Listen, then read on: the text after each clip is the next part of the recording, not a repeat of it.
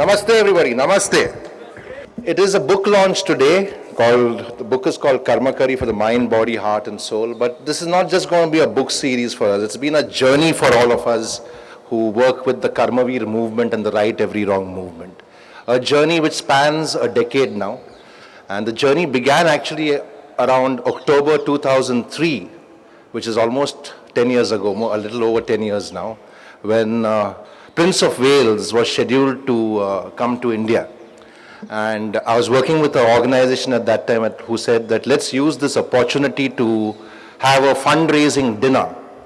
And I said, I think we can do something better with this opportunity. And the idea which came to mind was that instead of just doing another fundraising dinner, which, a lot of money which is raised then goes back into that dinner, we said that let's do a small ceremony, and we chose the place. This place was the lawns of the YWCA. We used to run a homeless shelter. And we decided that we would honor unsung heroes, very little known people, like an auto rickshaw driver called Saddam Basha, a tribal lady called Mogalamma, who are doing huge service for society by making a difference in the lives of others. And that's where the journey of Karmavir started. That's when the seed was sown in the head, that how do we bring those real heroes to the fore?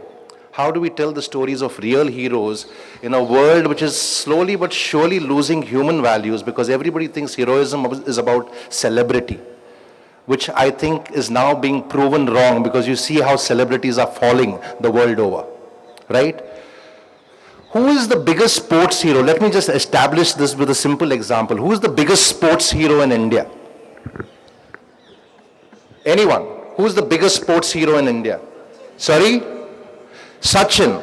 Well, those of you who follow my posts on Sachin would know what I think about him. But I won't say anything derogatory about the man, because I think he's a huge cricketer. The world probably won't see a cricketer like him for the next few years, or maybe even a century. But I think a hero is a person who does something which is very small, but which makes a significant difference in society. And he doesn't talk too much about it. And he keeps very low profile. For me, the biggest sports hero, which most children and the youth don't know about, is a man who's given this country 6 champions at his own cost. Any idea who it is? He's not from the cricketing fraternity. He's given this country 6 champions on his own cost, with his own efforts, with his own competence, and with his own character. Badminton. Pullela Gopichand. Most children don't know about him. Most youth don't know about him. Everybody knows about Sachin. And Sachin endorses anything which will pay him a little money, including IIPM, which everybody knows what it is, and Sahara, of course, right? Now, Pullela Gopichand did something 12 years ago, which was very small, which nobody knows about. And what Pullela Gopichand did 12 years ago is very quietly, very silently said no to endorsing a big brand in this country. They were offering him a couple of crores. It became a challenge for the company. They said, who is this guy? Who is this upstart who refuses to endorse us? Double it for him, triple it for him, get him on board.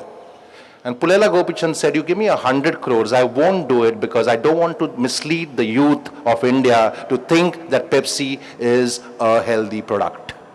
That's Pullela Gopichand, the real hero, right? I think for me, and maybe for a lot of others, he is the real sports hero of this country. A story not told as yet. Right? He's one of our Karmavir awardees, and those are the people that we featured in this book. Gopichand is going to be in our next book. He was busy around the time when we were planning this book, because he was setting up the badminton league and so on. But another man, again, what I love him for is that he set up the academy without paying a single naya paisa bribe. It took him 5 years to get that land, because he wouldn't succumb to bribery. He used to go and sit in that office, though that land was rightfully his, because people would be asking him for bribes. And then he builds an academy on his own cost, and he gives the country 6 champions with his own skill and competence. That's heroism. Small but significant change, right? So that's one story of a hero. Gopichand is going to be in our next book. The heroes featured in this book, you will be meeting them very soon. There's another rickshaw driver, he's called Seth Saab. Seth Saab is a person who lives in Gandhinagar. I plan to go and meet him sometime soon and profile him in the next book. Seth Saab was offered big money around a year and a half ago by the Tata Group, because the patta of land which belonged to his family the title was not clear, and that patta of land comes in the same land where the nano factory is going to come up now. And all the legal eagles involved with the Tata Group figured out that we can't start building on this land till that patta of land is cleared. So they built up all the contracts, valued the land, and said around 1.65 to 1.70 crores is what this man needs to be paid, because that's the current value of the land. They took a check, they took the contracts, and in their entourage went to meet Seth Saab, who's an auto rickshaw driver. Auto rickshaw, right? And they went to meet him. He was like a little overwhelmed, because why are all these people coming to meet me in these fancy cars, you know? I mean, this is the first time it happened to him. And they told him, well, this is because that patta of land which has been sold, we need to get the title cleared. And this is the current value of the land, 1.70 crores, and this belongs to you. All you need to do is sign the papers. Now, a lot of people think heroism is about a lot of things, but for me, this is heroism. The man turns around and says, show me the papers, I will sign them. I'll honor the word of my ancestors, I don't need your money. And he refused the money. That's heroism. Heroism is not taking on 10 people in a movie or, you know, becoming a big star. It's not about fame and money. It's about what do you do to make that little difference while you can do it, right? And those are the stories we've got in this book. You'll see them. You'll see the heroes on stage very soon, right? I'll like to call upon all of them. I'll start with Mr. Arun Maira. Mr. Arun Maira, who's one of the heroes featured in our book. Ms. Geeta Chandran. I would like to call upon Hunar Brar. Hunar Brar is one of our volunteers at iCongo. He's not a hero featured in the book, but he's been a driving force behind the book. I'd like to call upon Jyoti Nanda, who's a co-author. Meenu Chopra, who's a Karmavir curator. Meera Sanyal. We have a very special guest with us today. His name is Noel Daniels, and Noel has come all the way from South Africa, and I love the respect and honor that he's shown for this book and for our mission and movement. Noel Daniels. Noel is the biographer for Kumi Naidu, who's a globally renowned activist and the CEO of Greenpeace globally. So Noel's written Kumi's story, yeah, and we have my personal favorite friend, Dr. Lal, Thang Singh Chinkulal. Please come up on stage, sir. So those are the heroes that you're going to meet today, and then I have a little hero in my life. His name is Zorawar Almeida. Dear God, my mother's helping me to write this letter to you since my pet dog, Kane, died last night and must have reached you in heaven. I loved him very much and he was a wonderful dog. Please look after him. I'm sending his photograph so that you will know that he is Kane. Thank you, God. Love, Zorawar. His mother helped Zorawar put the letter in an envelope, and also enclosed was a photograph of Zorawar playing with Kane. Zorawar wrote the address himself, and this is what he wrote. To dear God, heaven, from Zorawar Almeida, Casa Almeida, Naga Baga, Valley, Salsette, Goa. A few days later, the postman delivered a packet addressed to Zorawar with "From God" written on it. Zorawar opened the packet excitedly. He found two letters. One was a letter his mother had written on his behalf, and the other was a little note that this is what it said. Dear Zorawar, Kane is very much with me here in heaven. I could recognize him immediately. Kane is here, but his thoughts are always with you. He loves you and misses you. Thank your mother for helping write this letter. What a wonderful, caring mother you have. You people who love and care for others. Love God. So who was this person who took out the time to help a little boy keep his hope and faith alive? It's all about paying it forward, isn't it? Thank you, Zorawar. So without taking more time, let me call upon Mr. Arun Maira. After hearing your son speak, I felt I can't speak anymore. It is so beautiful. Thank you. I got to know Geeta. The first time I met Geeta was 10 years ago. And I want to tell you how I got to meet Geeta. I will explain my connection with what is written about Geeta in this book, which I'll read for you. A group of people, international people, from the United Kingdom, from the USA, from South Africa, from our country in India, were on a journey since 2000, exploring how to make sense of the world. They felt that the world is being described to us too much in numbers. And especially if you read business papers, economic papers, it's about the numbers. And the numbers are supposed to indicate whether the world is all right or not. The GDP has gone up or gone down or Or we try to explain to others the world through long streams of words. And after some time, young children and others will say, this doesn't make any sense. So we need a new way to understand the world, new language to understand the world, new mediums to connect with the world. And so that's why this group came to India. They felt that in India, things were happening, people were speaking, people were doing in such a rich variety of ways that maybe through what they were expressing, these international people could begin to understand the forces that are shaping the world. India has classical dance, of course, probably the richest tradition of classical dance anywhere in the world. So, Geeta Chandran was mentioned to me, and if she would be kind enough to entertain these 9 or 10 persons and to talk to them. And we'd asked everyone that we were to meet, like we did meet that morning. Geeta, that morning we had gone and met Arvind Kejriwal, that was, I'm saying, 10 years ago, across the Jamuna where he was sitting and talking about, with his people, what he felt was wrong in the world and what needed to be done. So we came to Geeta in her living room, and she was very gracious to receive us at home and to talk to us about something that was on her mind that she wanted to make the world understand. And what you'll see here is so timely now, and this was, as I said, 10 years ago.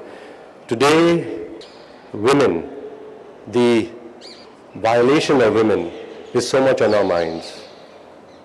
So here I'm going to read without much more ado. Geeta performed a dance for us. She didn't speak. But as she was performing her dance, her dear husband said, there's a poem at the back, and we were given a copy of it, I have it, but this is in the book. It says, much later, in an original poem created for her dance, she had underlined the need for women to move to personhood. And here's the poem. I too want to be a noun, not just a mountain of verbs, listening, doing, toiling, cleaning, cooking, washing, birthing, mothering, grandmothering, bleeding, loving, healing, just a mountain of verbs. I too want to be a noun, not just a pile of adjectives, obedient, diligent, patient, intelligent, hardworking, sexy, affectionate, homemaker, caring, darling, God-fearing, just a pile of adjectives. I want to be a noun, like her, equal in every way. I too want to be, just be. And later, in this lovely story about this lovely person, Geeta, it says, her choreography of explorations was visualized in 3 sections. In the first, she portrayed a woman defined by the several barriers that demarcate her existence. Restricted spaces squeeze the very oxygen from her lungs. She plays stereotypical roles, is bound by custom and tradition, and loses her individuality. In the second section, the choreography presented a woman slowly stepping out of traditional boundaries and exploring changing identities. The ideas that she tried to capture were a woman's journey from consent to dissent, from periphery to center, from diffidence to confidence, from within to without, from without to within, from gender to identity. The last segment of the dance celebrated women's freedom to fly and liberty of choice. It celebrated a woman's personhood. This dance became very dear to her as an artist because its universality was amazing. In it, she captured the many journeys and struggles of her friends, relatives, and students. She remembered her own journeys, conflicts, and so many situations when one is plagued by doubts. How often is it that women are forced to confront their inner voices and debate within themselves on issues of identity? The issue of choice is a special burden for women. They have to transcend convention and societal expectations and step out of stereotypical contexts to establish their identities. But then fiery ambition prods and one makes the choices that lead one to fulfillment. But that journey is not easy. Women are caught in situations where they are confined by forces beyond their control. When they move out, it is in a zone of darkness. We see so many stories around us of women venturing out into the light and what they confront there. They have to chart their own course. If they fail, they are not accepted back. Their journeys have no destinations and no points to return to. It is this fear that that's Gita, always tried to capture in explorations. Gita says, the dance celebrated women leaving their bundles of doubts behind and doing what they truly wanted, of their being linked with their inner voices and of reaching pinnacles of success which makes all the struggles and stifle worth it. Gita went on to establish her own dance institute, Natya Vriksha, where she mentors over 100 young women. They come to her not only to learn dance and its philosophy, but also valuable lessons that make life exciting to experience. Gita enables them to find their spine, both the physical spine, as is used in classical dance, and the metaphorical spine that gives their personalities its dynamism. For centuries, women were supine, says Gita, but today, a woman's spine helps her hold her head high and achieve her milestones with dignity. In our spine is freedom, concludes a smiling Gita. That's Geeta Chandran. The next reading will be done by Geeta Chandran herself. Namaskar. I would first like to congratulate Jerry and Jyoti because getting all these stalwarts to write is not easy. And I think 2 years is quite a good deadline that you've kept because following up with each one of us must have been hellish. I, as an artist, I feel there's so much that we can do for society. Unfortunately, we come from that background. We are packaged as celebrities, and we don't see ourselves as celebrities, but it's very easy for the media and other people to see us as celebrities. So it's only our gurus and our entire tradition that teaches us humility. It's a very humbling experience to be learning the arts, and I feel terribly humbled each time I perform or I teach. And it's about 15 years back when I started thinking about how the arts could be a vehicle to bring about social change and address issues that are close to me through dance. Needless to say, I was ostracized by my own community for having done that because the traditionalists looked at me and questioned me and said, "What is she doing?" But never mind that. I felt the need to do it, and I'm happy that many have followed.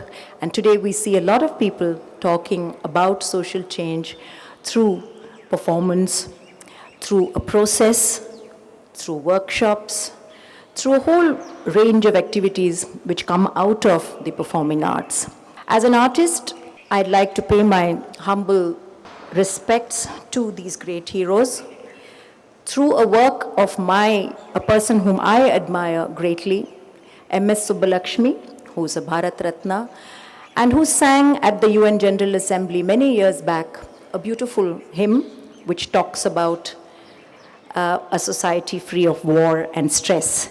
So I'd just like to sing that, a 2-minute hymn, after which I'd like to ask my husband Rajiv Chandran, who has written my story, to read out of the book of the story of another hero.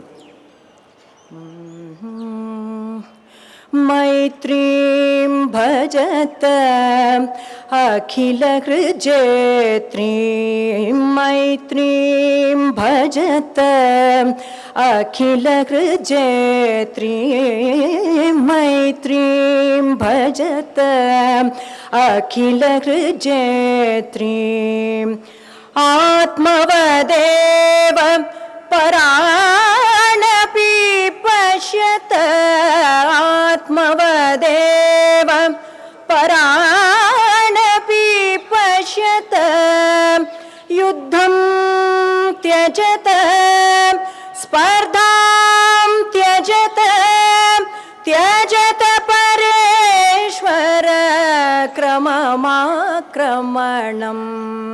त्यजत परेश्वर क्रममाक्रमणम्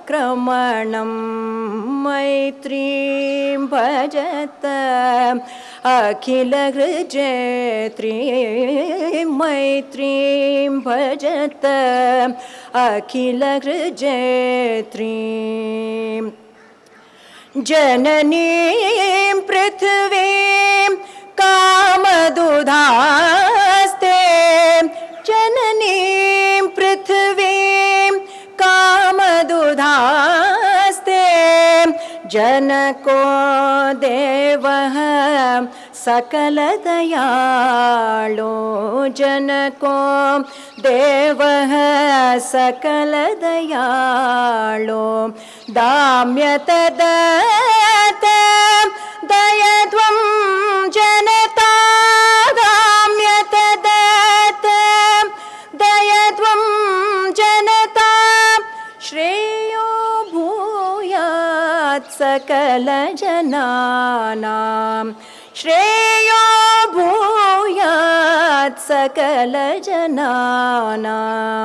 श्रेयो भूयात् सकलजनानां श्रेयो भूयात् सकलजनानां श्रेयो भूयात् सकलजनानाम्.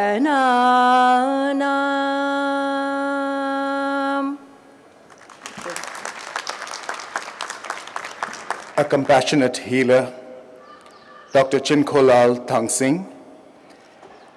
I'm delighted to be reading from this chapter. His biographer, Hoinu Hozel, happens to be a dear friend from the media fraternity. So these are Hoinu's words capturing the work of Dr. Thangsing. Right from his childhood, he knew there was more to his world than he could see. Surely, beyond those salubrious tall mountains that he saw every morning on his way to school, he knew deep inside there was another world. I had a strong desire to explore what lay beyond those mountains, he says, vividly remembering his childhood, spent in a dusty little hamlet in Lamka, Churachandpur, the largest district of Manipur in northeast India. Chinkolal Thangsing was an extremely curious child. He was always too big for his boots, but in a positive sense. He'd always wanted to know more and made sure that he found the way to do so. He befriended his elders and tried to see the world through their eyes. He was enchanted by their tales of hunting expeditions and prodded them to tell him more. He has always known what he wanted. So at the age of 13, when this mild-mannered and soft-spoken child set his mind to be a bureaucrat, it was in all seriousness. In his mind, he painted a picture of himself heading a law enforcement agency, but there was one thing that he had never even considered: becoming a doctor. It pained the sensitive child to see any kind of suffering, and if he became a doctor, he knew that he would be a witness to those pains. Therefore, he made up his mind that he would be anything but a doctor. Fate, as usual, had something else in store for him. In his own words, he sums it up: "My life has been a miracle." In the concluding paragraphs of the chapter, talking about the Touch of Hope Foundation that he set up, this was what led him to nurture the foundation, his current pet project, the Touch of Hope Foundation, THF, that he set up in 1993. One of the salient features of THF is to be human and compassionate to those who are suffering. Chinkolal is determined to change lives and be a paragon of change himself. In less than 2 years of working on his foundation, THF has provided humane, holistic services to over 1,000 HIV patients and reached out to over 3,000 family members of people living with the virus. The Abundant Life Project supports AIDS-infected and vulnerable children's education. The Income Generation Project, especially for widows, has revived hope and brought smiles to many faces. His work has just begun, and he is keen to spread his compassionate care model in India and abroad. Would life be any different or better if he was a footballer or a bureaucrat of sorts? Chinkulal has no regrets whatsoever. He is always frank, cheerful, and devoid of airs as he redefines the existing methods of healthcare and keeps hope alive each day. He has indeed gained a legendary status in the fight against AIDS the world over. Thank you. We move on. We have a young volunteer who works with iCongo and is now pursuing his MBA. His name is Hunar Brar, and Hunar is going to read about our hero who's not here with us today, but his name is Sailesh Mishra, who does a lot of work with the elderly, for the rights of the elderly people. Yeah, thank you. Namaste everyone. He got the shock of his life when he found an 86-year-old lady demanding to go to school. What? School? He laughed and dismissed the demand, but she was persistent. After some time, he began to take her every day to make-believe school within the township and bring her back, a satisfied schoolgirl. Strangeness of the demand and the simplicity of the solution left a niggling question mark in his mind. And another lady, frail and docile, made Sailesh sing same song every night and would sleep only after she had heard it. Every encounter with a resident taught Sailesh that beyond administrative efficiency and technological advancement, it was essential to be a human being. Thank you. Hello everyone. I would just like to say that it's amazing how I have become a part of this story. And thanks to Jerry, we just met briefly. We were working together for a little while, for about 6-8 months. And that's when Jerry shared that this is what he's thinking, and he asked me if I would like to do something. And I said, okay, I'll do it. But I didn't know exactly what this whole thing would entail. It's only when I began that I realized it's going to be such an amazing thing. Because this book is all about energy of people who want to make a difference, the energy of people who want to do good. And I think this book is going to go far because we have more plans for it. And thank you once again, Jerry, for making me a part of this. Thank you so much. Meera Sanyal, this is your story apart from that. November 26, 2008, terrorists struck an unprepared Mumbai. It was the very same night that Meera Sanyal, chairperson of Royal Bank of Scotland, India, was in New Delhi, receiving a Citizens Award from iCongo. The bank, whose Indian headquarters were located right behind the Oberoi Hotel in Mumbai, was directly impacted that evening. Overseas visitors were trapped in the hotel. The staff members were trapped in the office. Panic and terror had spread across the entire city. On receiving news of the attack in New Delhi, Meera immediately put in motion the bank's disaster recovery emergency procedures.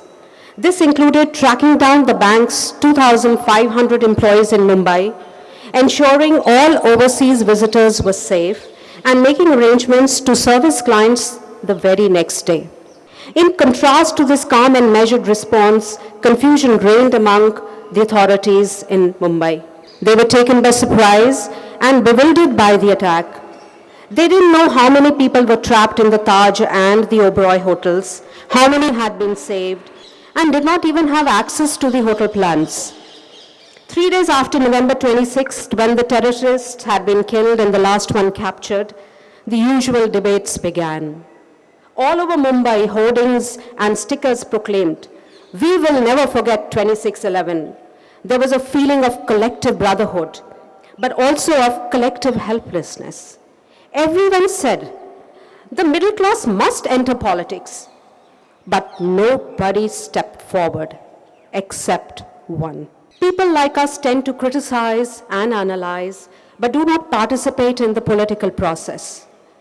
Meera told me, that is her biographer, Manjeet Kripalani, when I asked her why she had decided to step away from a successful banking career to enter the turbulent world of politics.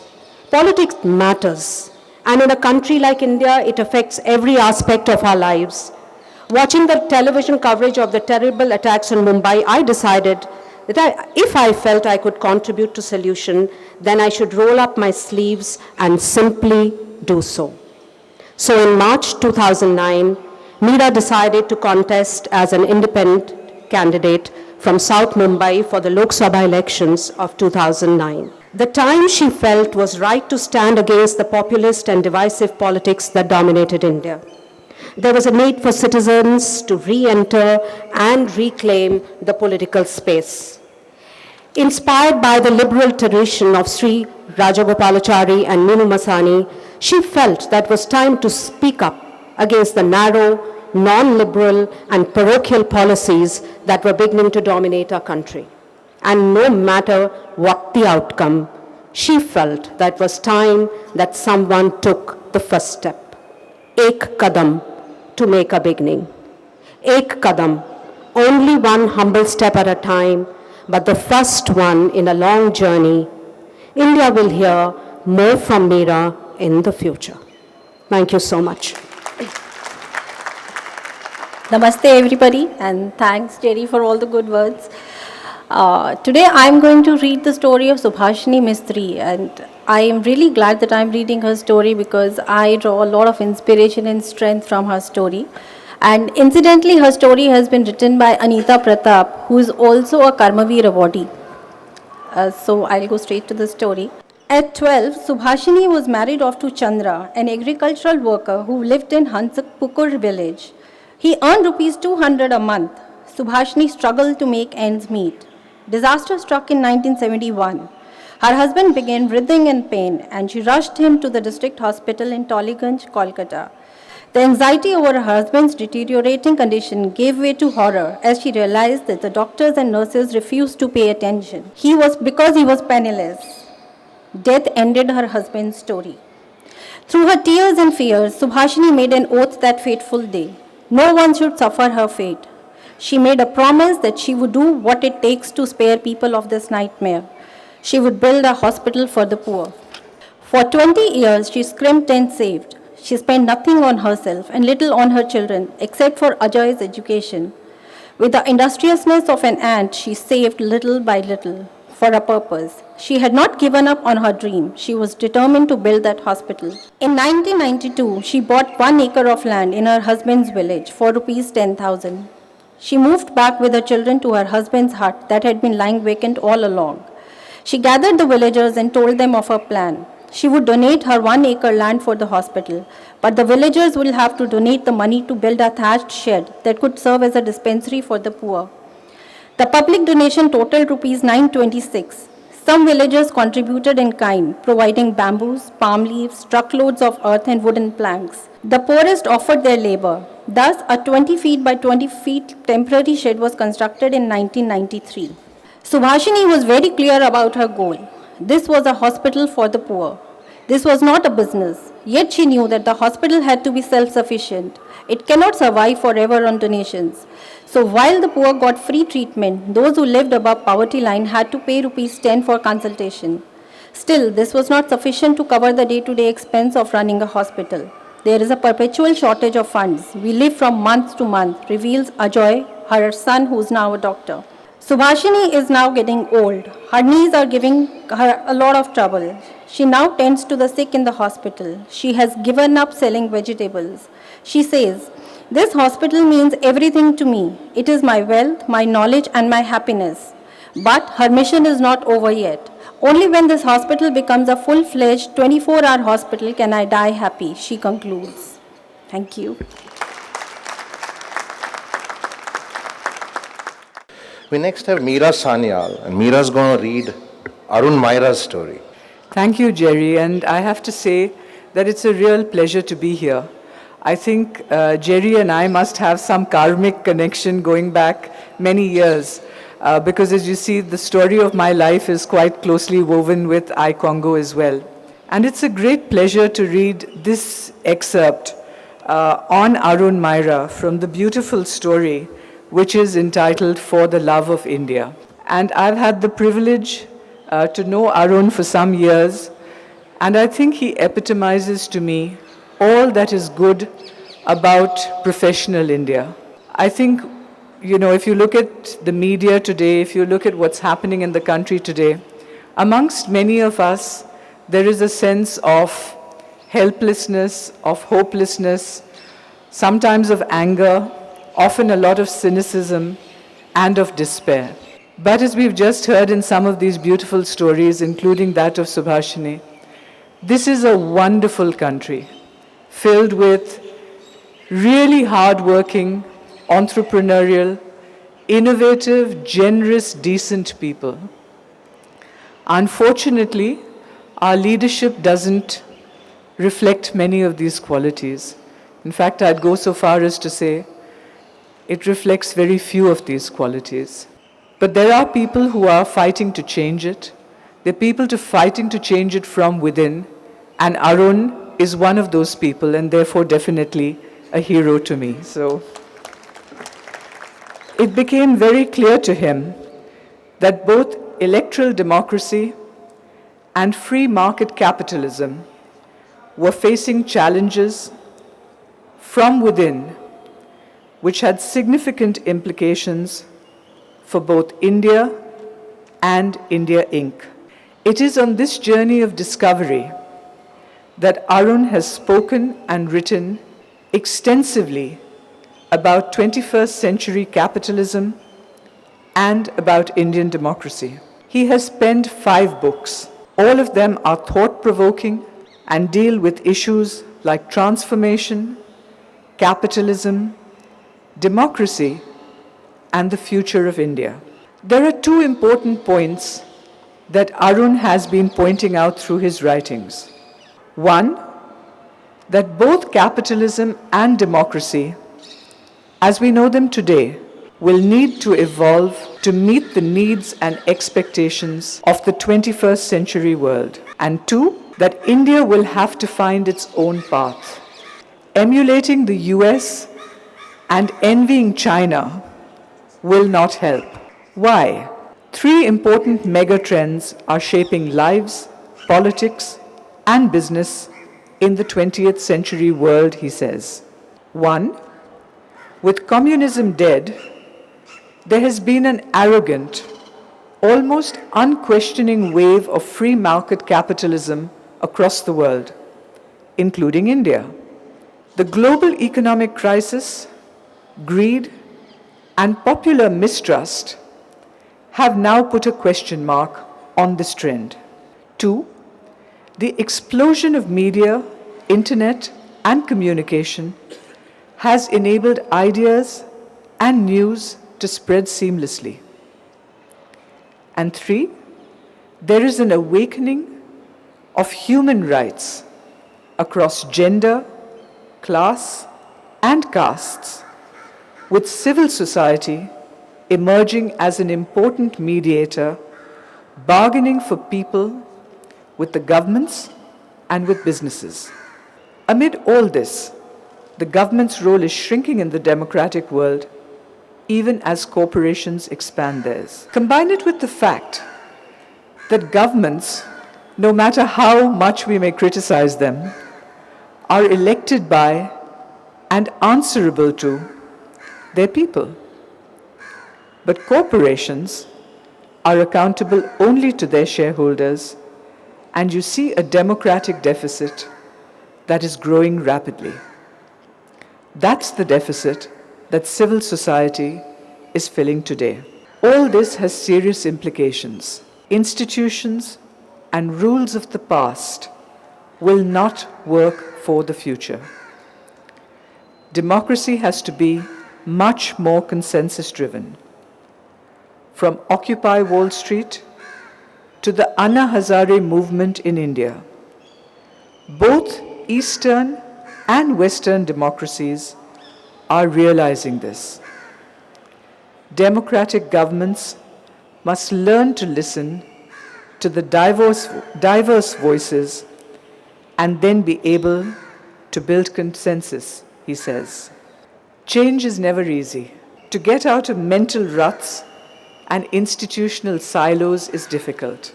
There is so much inertia inside government. There must be more passion for change, for the sake of the people and for the country. Fortunately, there are so many people outside the government, and I think many of you are sitting here today, who are willing to give their time and talent without compensation for the sake of the country.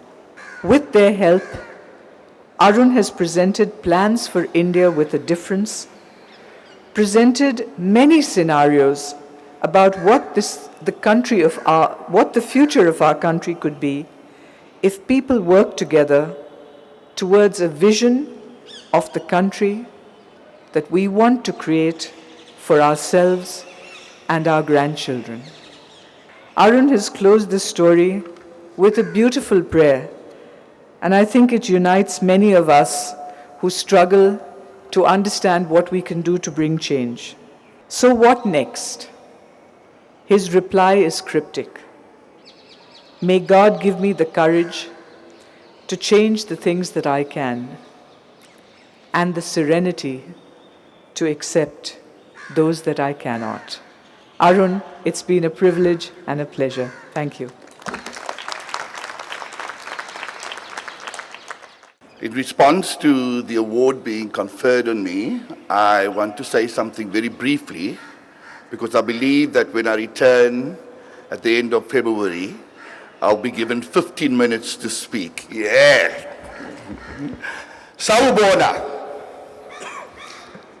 Firstly, I want to say thank you from the bottom of my heart for the acknowledgement and recognition of the work, the service I have been able to contribute in this lifetime.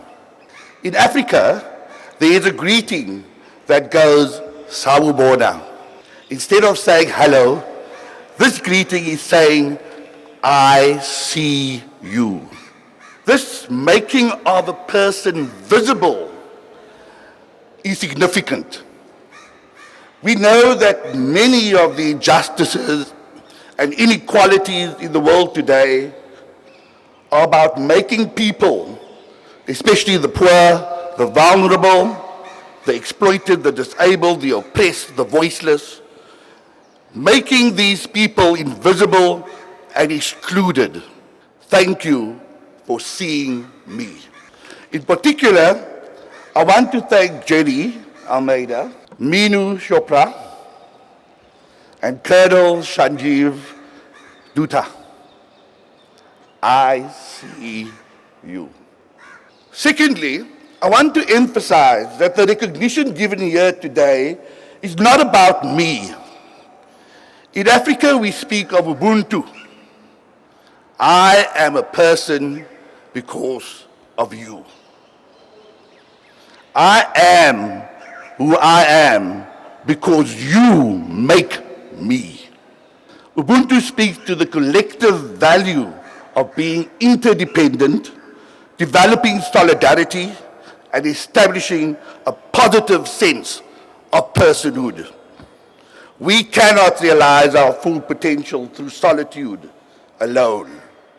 We excel through our relationships with other people.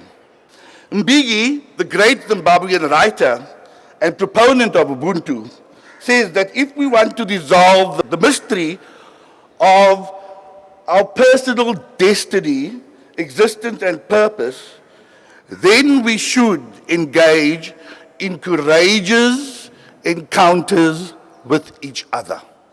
One of South Africa's outstanding leaders, Archbishop Desmond Tutu, whom I'm sure many of you know, said Ubuntu embraces hospitality, caring about others, being willing to go that extra mile for the sake of another.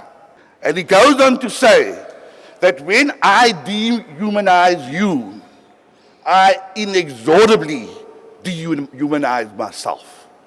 So thank you here today. It's not only from me, but from all the people who have impacted upon me throughout my short life here on earth.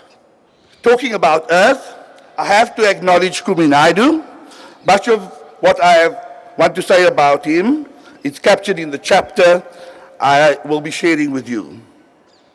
On a very personal level, I want to say I miss him terribly today because it's him who brought me here. As you may know, Kumi wanted to share this moment with us, but his work in securing the release of the Arctic City has made that impossible. I do, however, feel his presence, and I hope you do too. For that, I'm grateful. Our dream, the African dream, is to spread the spirit of Ubuntu in all its forms, uniting people across our global village to create a better world for all of us. Many of us may feel too weak, too small, lacking in power and influence to make a significant change in the world.